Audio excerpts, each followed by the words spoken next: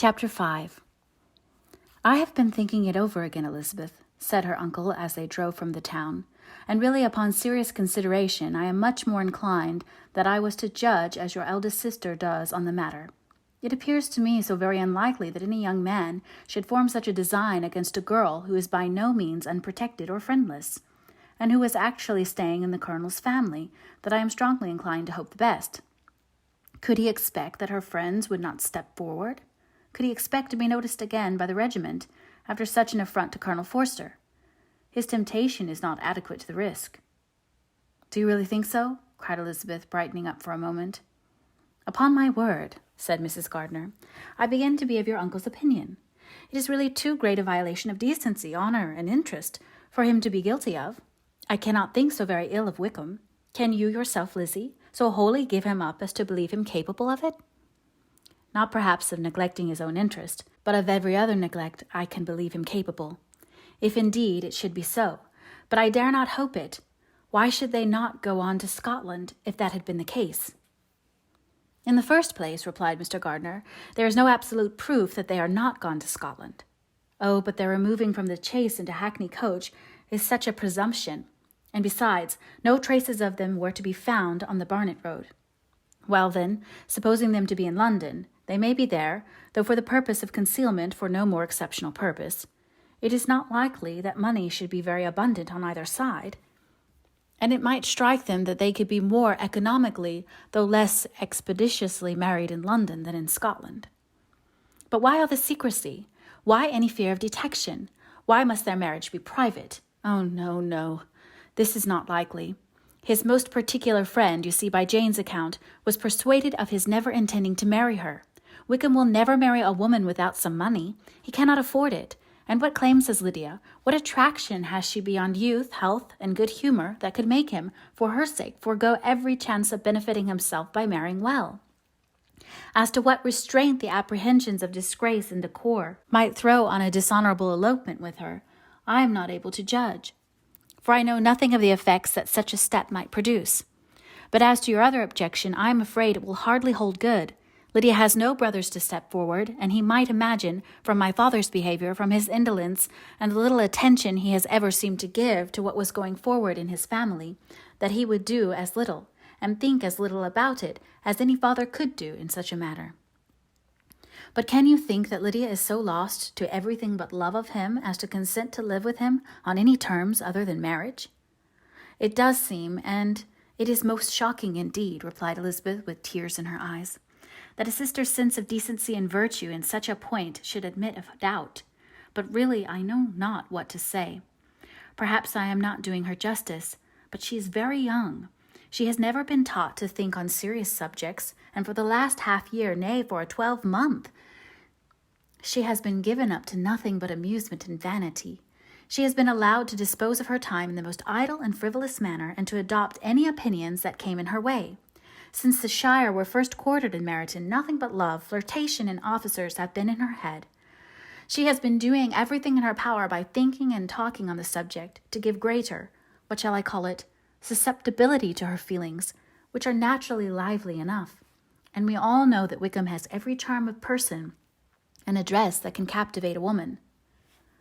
But you see that Jane, said her mother, does not think so very ill of Wickham as to believe him capable of the attempt. Of whom does Jane ever think ill? And who is there, whatever might be their former conduct, that she would think capable of such an attempt, till it were proved against them? But Jane knows as well as I do what Wickham really is. We both know that he has been profligate in every sense of the word, that he has neither integrity nor honour, that he is as false and deceitful as he is insinuating. And do you really know all this? Cried Mrs. Gardiner, whose curiosity as to the mode of her intelligence was all alive. I do indeed, replied Elizabeth, colouring.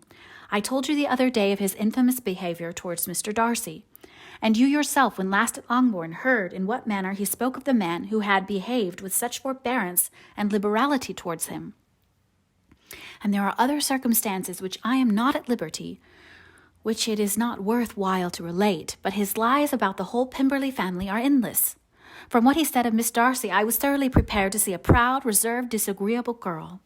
Yet he knew to the contrary himself. He must know that she was as amiable and unpretending as we have found her.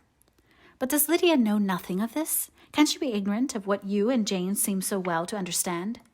Oh, yes. That is the worst of all. Till I was in Kent, and saw so much both of Mr. Darcy and his relation, Colonel Fitzwilliam, I was ignorant of the truth myself. And when I returned home, the Shire was to leave Meryton in a week or fortnight's time. As that was the case, neither Jane, to whom I related the whole, nor I thought it necessary to make our knowledge public. For of what use could it apparently be to anyone that the good opinion which all the neighbourhood had of him should then be overthrown? And even when it was settled that Lydia should go with Mrs. Forster, the necessity of opening her eyes to his character never occurred to me. That she could be in any danger from the deception never entered my head. That such a consequence as this could ensue, you may easily believe, was far enough from my thoughts. When they all removed to Brighton, therefore, you had no reason, I suppose, to believe them fond of each other. Not the slightest. I remember no symptom of affection on either side, and had anything of the kind been perceptible, you must be aware that ours is not a family on which it could be thrown away.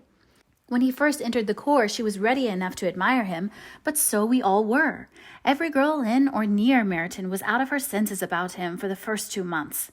But he never distinguished her by any particular attention, and consequently, after a moderate period of extravagant and wild admiration, her fancy for him gave way, and others of the regiment, who treated her with more distinction, again became her favourites. It may be easily believed that however little of novelty could be added to their fears, hopes, and conjectures on this interesting subject, by its repeated discussion, no other could detain them from it long, during the whole of the journey. From Elizabeth's thoughts it was never absent. Fixed there by the keenest of all anguish, self-reproach, she could find no interval of ease or forgetfulness. They travelled as expeditiously as possible, and sleeping one night on the road, reached Longbourn by dinner time the next day. It was a comfort to Elizabeth to consider that Jane could not have been wearied by long expectations. The little gardeners, attracted by the sight of a chaise, were standing on the steps of the house as they entered the paddock, and when the carriage drove up to the door, the joyful surprise that lighted up their faces and displayed itself over their whole bodies in a variety of capers and frisks was the first pleasing earnest of their welcome.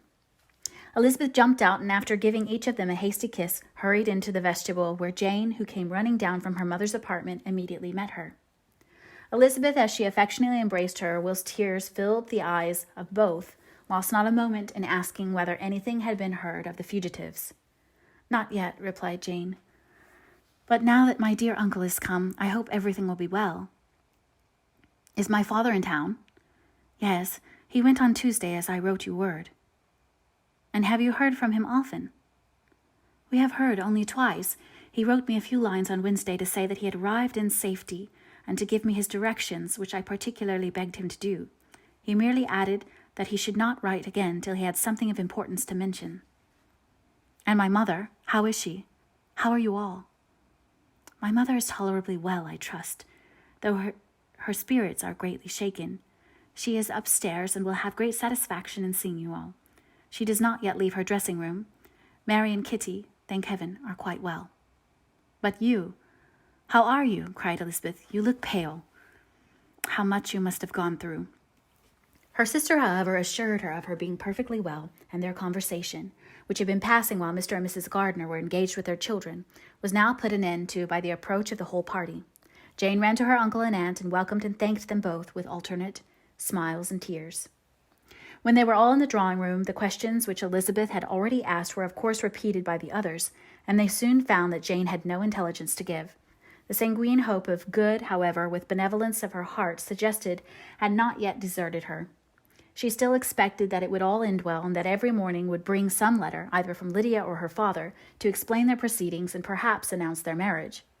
Mrs. Bennet, to whose apartment they all repaired, after a few minutes' conversation together, received them exactly as might be expected, with tears and lamentations of regret, invectives against the villainous conduct of Wickham, and complaints of her own sufferings and ill usage, blaming everybody but the person to whose ill-judging indulgence the errors of her daughter might principally be owing. "If it had been able," said she, "to carry my point in going to Brighton with all my family, this would not have happened. But poor dear Lydia had nobody to take care of her. Why did the Forsters ever let her go out of their sight? I am sure there was some great neglect, or other on their side, for she is not the kind of girl to do such a thing, as if she had been well looked after. I always thought they were very unfit to have the charge of her, but I was overruled, as I always am. Poor dear child. And now here's Mr. Bennet gone away, and I know he will fight Wickham wherever he meets him, and then he will be killed, and what is to become of us all?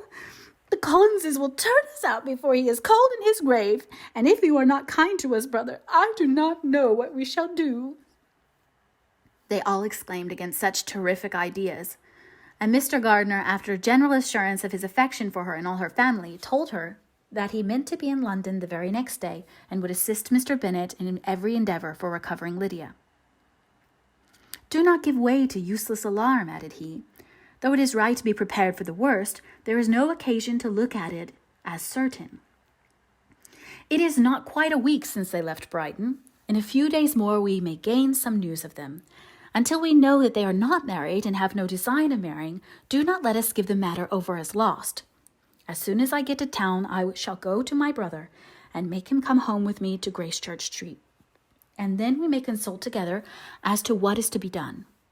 "Oh, my dear brother," replied Mrs. Bennet, "that is exactly what I could most wish for. And now do, when you get to town, find them out, wherever they may be, and if they are not married already, make them marry.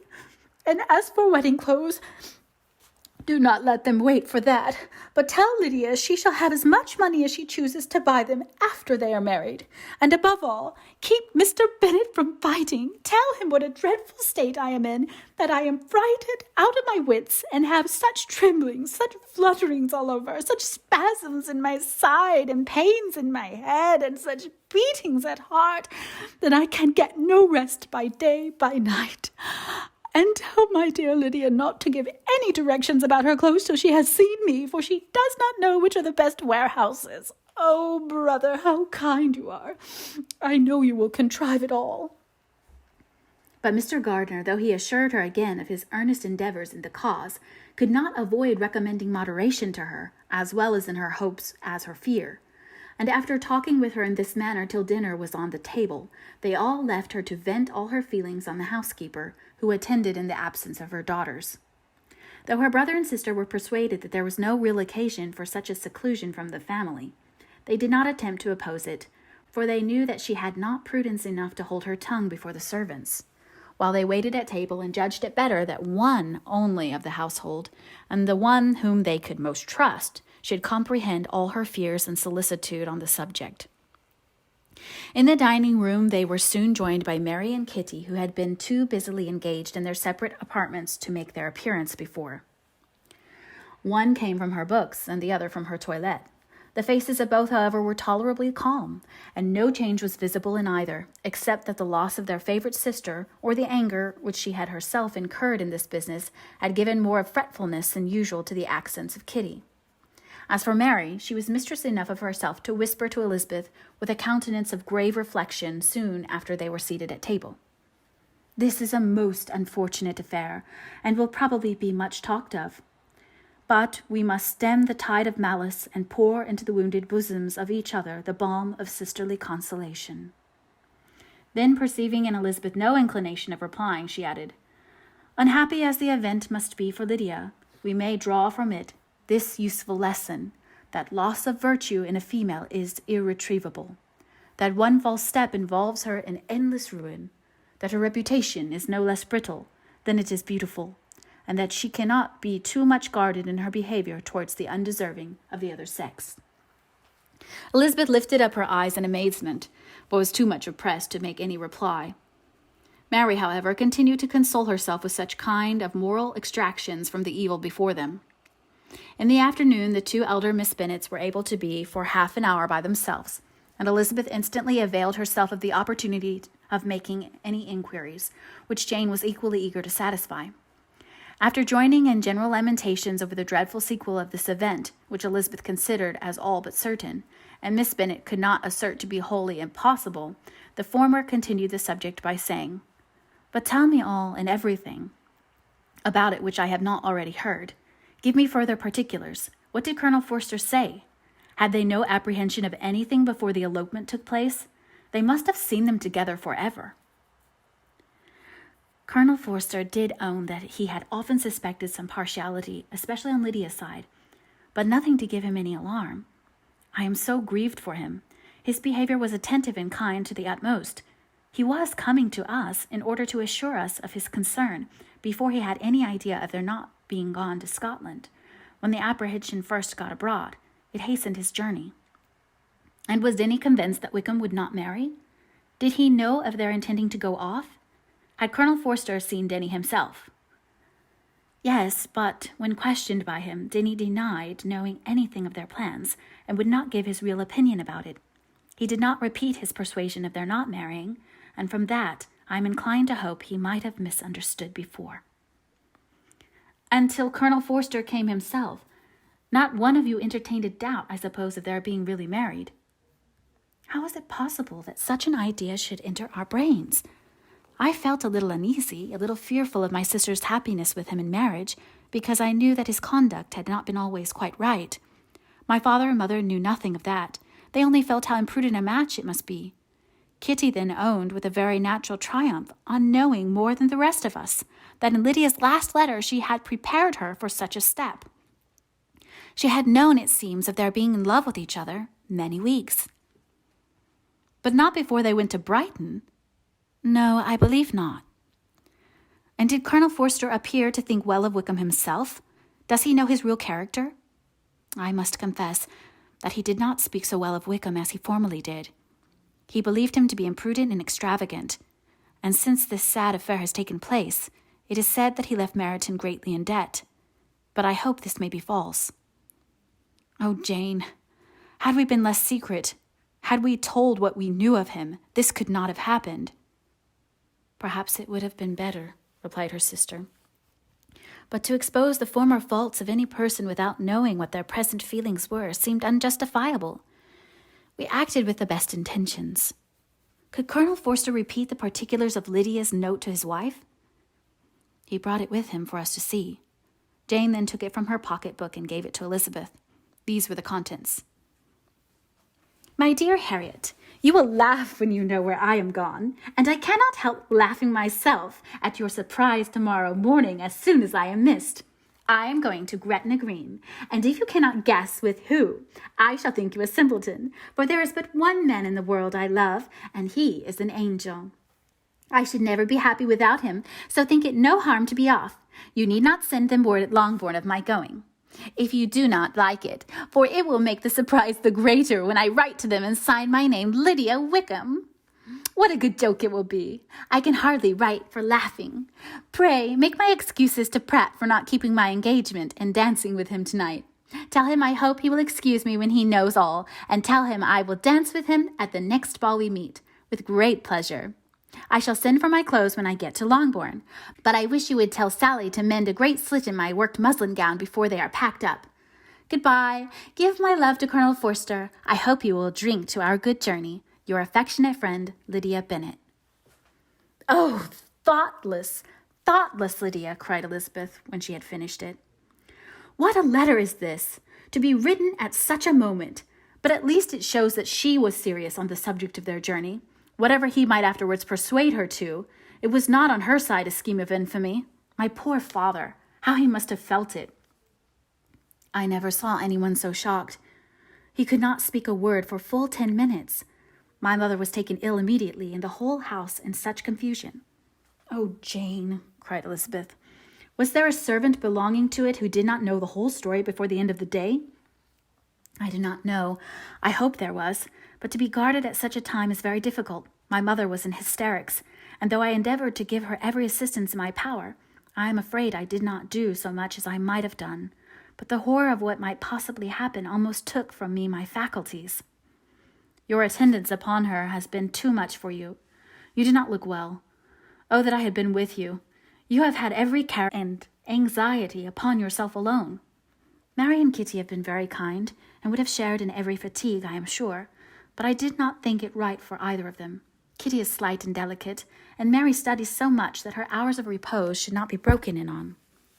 My Aunt Phillips came to Longbourn on Tuesday, after my father went away, and was so good as to stay till Thursday with me. She was of great use and comfort to us all, and Lady Lucas has been very kind. She walked here on Wednesday morning to condole with us and offered her service, or any of her daughters, if they could be of use to us." "She had better have stayed at home," cried Elizabeth. "Perhaps she meant well, but under such a misfortune as this, one cannot see too little of one's neighbors. Assistance is impossible, condolence insufferable. Let them triumph over us at a distance and be satisfied." She then proceeded to inquire into the measures which her father had intended to pursue while in town for the recovery of his daughter. "He meant, I believe," replied Jane, "to go to Epsom, the place where they last changed horses, see the postilions, and try if anything could be made out from them. His principal object must be to discover the number of the hackney coach which took them from Clapham. It had come with a fare from London, and as he thought that the circumstance of a gentleman and ladies removing from one carriage into another might be remarked, he meant to make inquiries at Clapham. If he could anyhow discover at what house the coachman had before set down his fare, he determined to make inquiries there, and hoped it might not be impossible to find out the stand and number of the coach. I do not know if any other designs that he had formed, but he was in such a hurry to be gone, and his spirits so greatly discomposed, that I had difficulty in finding out even so much as this."